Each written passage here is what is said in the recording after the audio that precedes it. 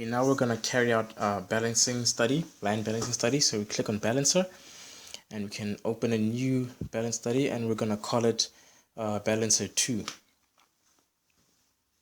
We can select any time period for the balancing.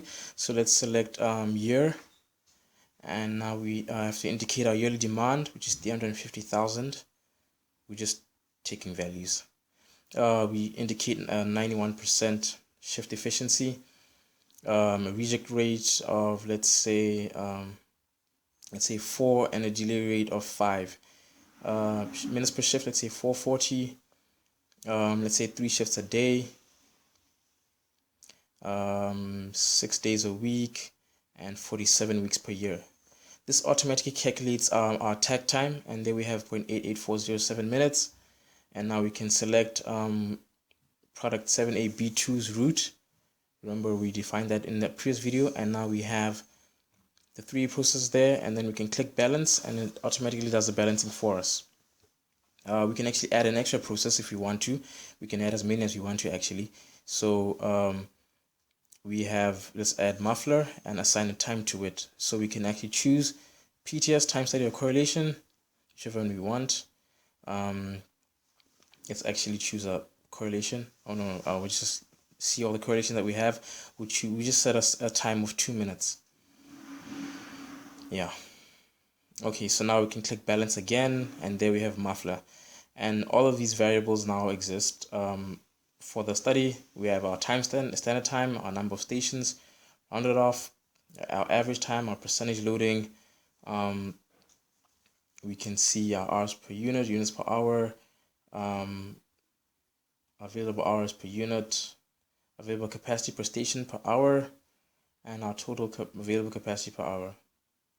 So now let's go to, let's actually add them to the chart, and let's add percentage loading. You can click on the chart to see the variables, and we can actually change the color. This applies to every single study actually. We can apply color editing or chart type editing to every study that we have. So we can change the chart type, and let's say we want to select pie chart.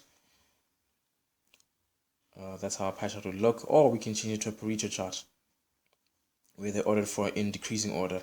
So now we can actually save a PDF report. Let's just click there and save it to the desktop.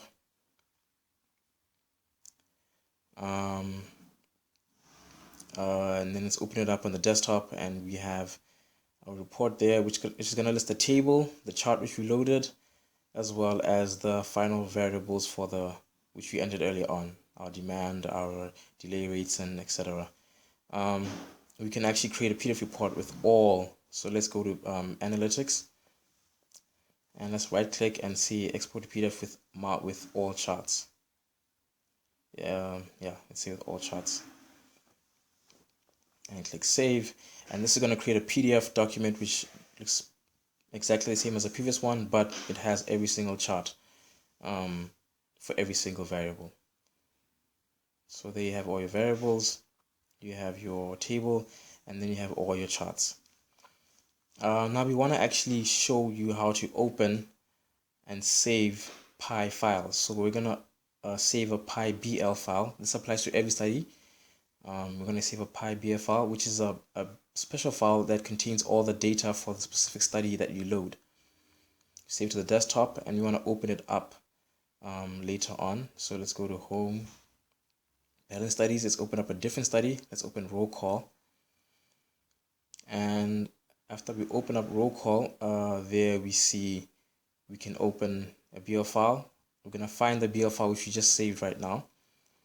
Go back to the desktop and specify BL file and double click it, and we're going to have it saved as balancer 2.1.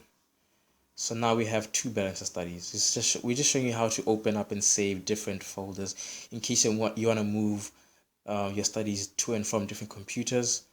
That's how you get